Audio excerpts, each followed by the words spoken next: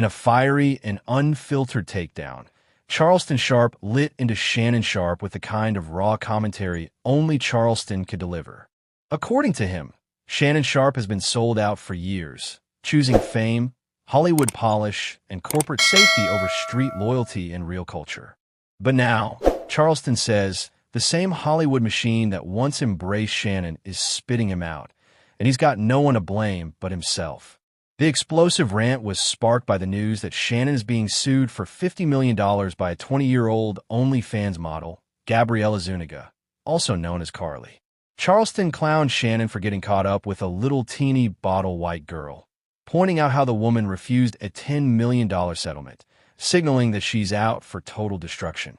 Charleston mocked Shannon's judgment, saying he should have known better than to get involved with someone young, manipulative, and out for a lick. Instead of keeping it player and sticking with seasoned, streetwise women, Shannon allegedly got caught slipping with someone who knew exactly how to play the victim role. Charleston made it clear he's been on Shannon's neck for a while. He reminded everyone that Shannon has long had a problem with him, likely because Charleston used to clown football players as big old dumb, stupid men, and even took shots at Deion Sanders. Charleston unapologetically admitted that he said some horrible things about beloved figures in the black community, but claims he did it to expose the fake TV family image they uphold. To Charleston, guys like Shannon are part of a sanitized, Cosby-esque illusion that doesn't reflect the real struggle, the real streets, or the real people. Charleston didn't stop at insults. He dove deep into the symbolism of what Shannon represents. A man who chose polished suits, TV studios, and Hollywood interviews over authenticity. He said Shannon played the game hoping that playing by white America's rules would protect him.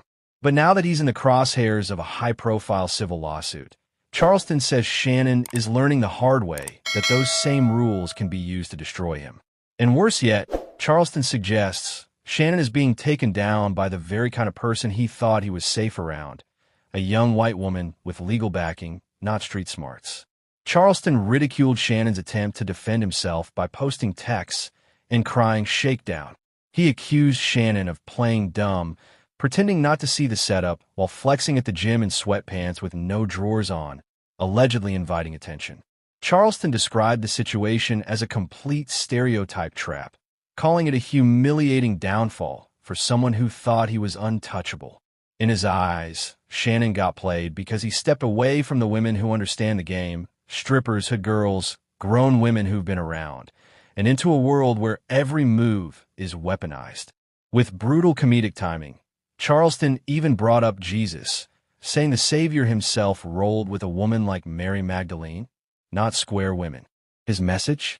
Real ones move with those who know the streets, not with naive opportunists. He accused Shannon of forgetting where he came from and claimed that when you step out of your community and into certain elite circles, the game changes, and not in your favor. Charleston also pointed fingers at attorney Tony Busby, who's representing Zuniga in the lawsuit. He highlighted Busby's history of going after high-profile black men like Jay-Z and Diddy, implying that Shannon walked right into the crossfire thinking his fame made him immune. Charleston made it clear he doesn't believe Shannon is innocent just because he's famous. In fact, Charleston said he believes the girl's story, not because of the evidence, but because the pattern is clear. Once you're accused, especially as a black man with fame and money, you're already guilty in the court of public opinion. Charleston's message was laced with painful truths and comedy, but he made sure it stuck. He laughed at Shannon's downfall, rejected any chance of appearing on his podcast, and declared that once someone switches sides, they're on their own. Charleston said real culture doesn't forgive betrayal, and to him, Shannon's Hollywood climb was just that. The internet had mixed reactions. Some users said Shannon had let fame go to his head and forgot that he was still a black man in America.